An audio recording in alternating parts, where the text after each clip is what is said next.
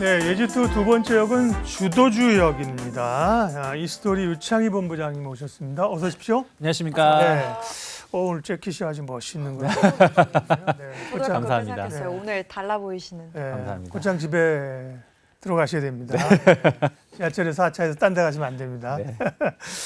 자, 주도주 얘기를 할 텐데 그 전에 시장 얘기를 해야죠. 워낙 사실은 막 급체를 한 것처럼 계속 눌려 있었던 네. 상황에서 오늘 반등이 좀 나왔는데 오늘 반등의 의미와 함께 연속성을 얼마나 가져갈 수 있을 것인가 좀 생각해 주세요.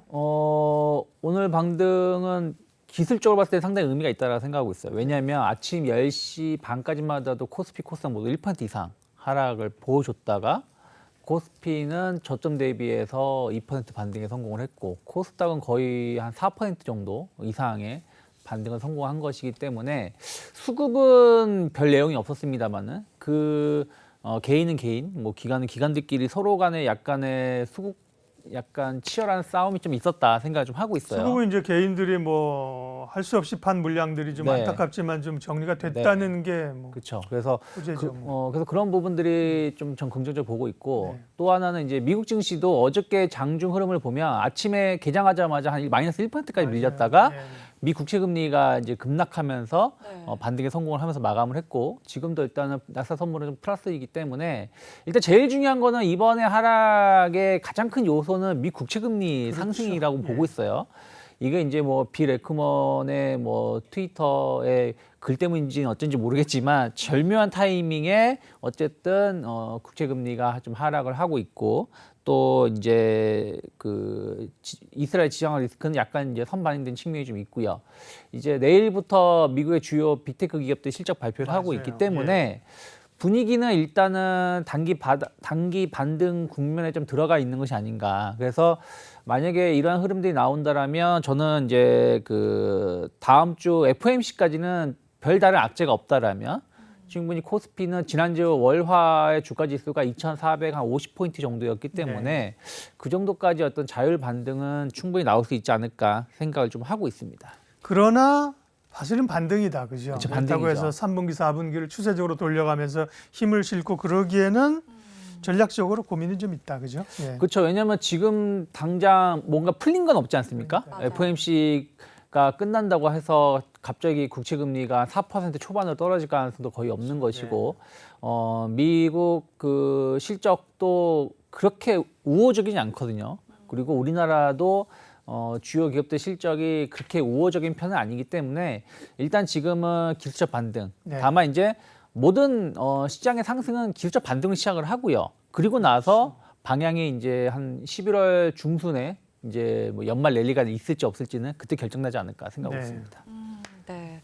저희가 오늘 주도주 여기잖아요. 일단 반도체 이야기부터 네. 여쭤봐야 될 그렇죠. 것 같은데 엔비디아가 원래는 이제 AI용 칩을 네. 주로 했었는데 PC용 칩 개발 추진에 나선다고 하면서 3%대 상승을 했더라고요. 반대로 이제 인텔의 주가는 좀 빠지는 모습이었거든요. 네. 그래서 엔비디아가 이제 PC용 칩 개발을 추진하게 된다면 미국의 반도체 시장을 정말 이제 완전히 다 독점하게 되는 건지 이런 생각이 들어요. 그것까지는 아니겠죠, 당연히? 그렇죠. 왜냐하면 지금 이제 전 세계 CPU 컴퓨터용 CPU 시장에서 인텔이 차지하는 게 한 62%, 63%고요. 인텔 인사이드잖아. 네. 그리고 AMD, AMD가 많이 맞아요. 치고 올라왔습니다. 그래서 AMD가 차지하고 있는 게 30%거든요. 근데 AMD가 컴퓨터용 CPU 시장에 진출한 지가 되게 오래됐습니다. 그럼에도 불구하고 인텔보다 좀 좋게 평가가 된 게 한 최근 한 4, 5년 정도밖에 안 돼요. 네. 그러면 엔비디아가 이번에 이제 PC 시장에 진출한다고 해서 이게 바로 네. 시장에 엄청난 핵심 요소로 떠오를 가능성은 좀 더 지켜봐야 되지 않을까 생각을 좀 하고 있고요. 어쨌든 지금 저도 이제 새벽에 이제 관련된 뉴스를 보면서 조금 뭐 기대감도 이런 게 네. 있었던 게 마이크로소프트사 입장에서는 그러니까 지금 이제 우리나라야 거의 뭐 90%가 이제 마이크로소프트 윈도우, 기반의 네. 윈도우 기반의 컴퓨터지만 미국이나 이렇게 유럽 같은 경우는 거의 절반 정도, 반반입니다. 맥 예. 관련된 맥 시스템하고 MS 시스템하고 거의 절반 정도. 오히려 뭐 조금 더 맥이 좀 많다라고도 얘기가 나올 정도인데 네. 그러면 이제 ARM 기반의 이제 반도체 칩이 이제 CPU가 설계가 돼서 사용이 된다라면 MS 오피스를 활용할 수가 있는 거거든요. 맥 컴퓨터로도. 그래서 MS 입장에서는 어쨌든 지금 챗 GPT를 통해서 AI 기반의 시장을 좀 선점하려고 하는데 네. 선점하려면 결국 윈도우라든지 이런 기본 프로그램이 깔려 있어야지 선점할 수 있는 거 아니겠습니까? 근데 최근에 보면은 맥이 그 상당히 시장 점유율을 좀 높여왔었던 부분들이 좀 있어서 약간 이제 엔비디아가 이런 시장에 진출한다는 것은 마이크로소프트사하고 협업 얘기가 좀 이미 있었던 것이 아닌가 일정 부분 생각을 좀 하고 있고요.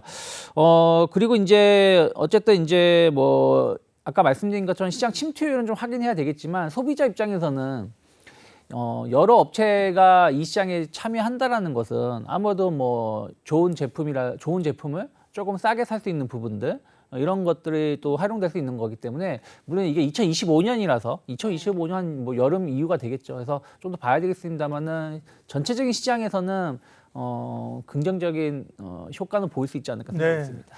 글로벌 반도체 업체들이 그렇게 경쟁을 할수록 너희들은 싸워라 우리에겐 도움이 된다. 국내 반도체 업체에게 네. 좋은 거죠.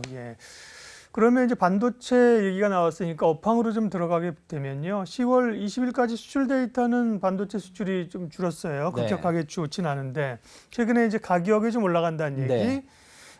그리고 이제 뭐 재고 줄고 반도체 업황 좀 점검해 주세요. 뭐 반도체 업황은 엄밀히 따지면 제가 뭐 실제 그 현장에서 일하는 사람은 아니니까 네. 딱 체감은 못 느끼지만 네. 어쨌든 우리가 그냥 옆에서 보이는 걸로 따지면 스마트폰이든 혹은 뭐 컴퓨터든 이런 내구재 시장은 여전히 좋지 못한 건 사실이거든요. 네. 어쨌든 이 시장이 상당 부분 차지하고 있는데 이 시장은 아직은 좀 회복세를 보여주지 못하고 있다. 그래서 업황 자체는 뭐 2분기가 바닥, 3분기서부터 약간 이제 회복이 되는 국면인데 엄청나게 우리가 체감을 할 정도로 좋아지고 있는 것 같지는 않습니다. 하지만 이것은 이제 일반 우리 소비자의 시장인 것이고 기업 쪽으로 본다라면 뭐 AI라든지 이런 걸로 인해서 서버 투자가 늘어나고 있고 또 뭐 엔비디아도 폭발적으로 지금 주문이 들어오고 있는 거 아니겠습니까?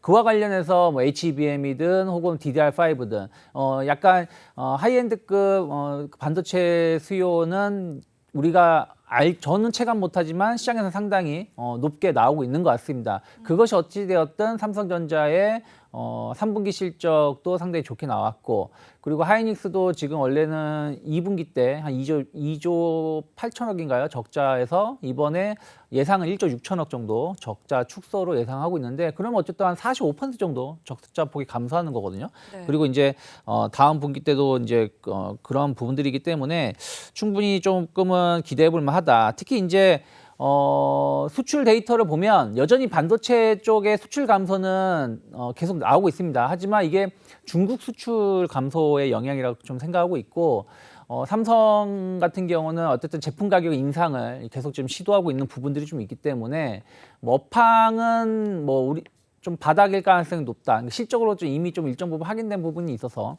하반기 좀 기대감을 좀 가져갈 수 있지 않을까 생각을 좀 하고 있습니다. 네, 그리고 삼성전자가 이제 3분기 잠정 실적에서 좋게 나왔던 네. 게 주가에 긍정적으로 작용을 했기 때문에 네. 하이닉스도 자연스럽게 기대가 되는 것 같은데요. 아까 간단히 언급을 해주시긴 하셨는데 그럼 이번에 SK 하이닉스 3분기 실적에서 목요일에 나오게 될 텐데 네. 어떤 포인트를 좀 주목해 보는 게 좋을까요? 결국에는 이제 HBM이든 그리고 DDR5든 특히 이제 하이닉스는 HBM인 것 같아요. HBM의 그 어쨌든 지금 HBM3 같은 경우는 하이닉스가 거의 뭐 90% 이상 시장 차지하고 있는 거 아니겠습니까? 삼성전자는 한 세대 뒤에 제품인 것이고 마이크론 테크놀로지는 아예 없는 것이니까요. 그래서 이 부분에 대한 어떤 수요가 엄청나게 견조하게 늘어나고 있는 것인지 또 여기에 또 코멘트를 해줄 거라는 것이죠. 4분기 혹은 내년에 대한 어떤 흐름들 이런 것들이 이제 어떻게 이제 전망을 하는지가 중요하다 생각을 좀 하고 있고요. 그리고 이제 뭐 DDR5라든지 혹은 기존의 재고 자산 뭐 이런 부분들이 얼마나 좀 빠르게 소진되고 있는지 여부가 중요하지 않을까 생각을 좀 하고 있습니다. 그래서 실적 아까 말씀드린 대로 2분기 대비해서 한 45% 이상 줄어들 것으로 예상하고 있는데 만약에 삼성전자도 원래는 2조 밑으로 예상을 했거든요. 근데 2조 4천억 정도 영업이익이 그렇죠. 나왔기 때문에 만약에 하이닉스도 그러면 20% 조금 더 줄어들면서 한 한 1조 한 5천억 이하로 만약에 그 추가적으로 적자 폭이 축소된다라면 어쨌든 지금 하이닉스는 거의 신고가 갔다가 지금 약간 이제 시장이 흔들리면서 약간 정체기에 있는 네, 건데 주가 차트 예. 나오고 있습니다만. 근데 예. 충분히 다시 한번 신고가를 갈 수 있는 모멘텀도 될 수 있지 않을까 생각 좀 하고 있습니다. 예, 주도주로서 반도체 얘기하고 있는데 그 반도체 섹터 내에서 관심주, 최선호주 좀 알려주세요. 솔직히 반도체 오늘도 이제 시장 상승을 주도한 건 이제 물론 납폭가대 종목군도 있지만 반도체 관련된 종목군들이 많이 올라왔어요. 그리고 엄밀히 따지면 종합주가 지수, 코스닥 지수는 저점을 이탈하는 모습을 보여주기도 했었습니다만은 반도체 많은 기업들은 고점대에서 움직이고 있는 기업들이 많이 있습니다. 아까 방금 하이닉스 차트도 나갔었습니다만은 네. 그래서 저는 결국에는 이제 하이닉스 향 혹은 그 하이엔드라든지 뭐 AI 관련된 그 칩 관련 수혜를 입을 수 있는 HPSP를 조금 더 주목해 볼 만하지 않을까 생각 좀 하고 있습니다. 고압수소 어닐링 관련해 가지고 고성장이 기대가 되고 있고요. 또 거의 독점적인 기술력을 가지고 있기 때문에 안정적인 높은 영업이익률 이런 걸 감안한다라면 주가는 지난번에 고점 경신하려다가 시장 흔들리면서 흔들렸는데 오늘 다시 한번 박스권 상단으로 올라왔기 때문에 일단 단기 목표가 4만 원은 충분히 한 10월 중으로 10월 11월 중으로 가능하지 않을까 생각하고 있습니다. 예. 네, 이렇게 반도체에 대한 이야기 나눠봤고요. 이제 2차 전지 쪽에 대해서도 좀 질문을 드려봐야 될 것 네. 같습니다. 오늘 진짜 에코프로가 장중에 70만 네. 원 선까지 깨지면서 좀 충격적이었는데 다행히 그래도 장 막판에는 70만 원 선 중반까지 지키는 네. 모습이었잖아요.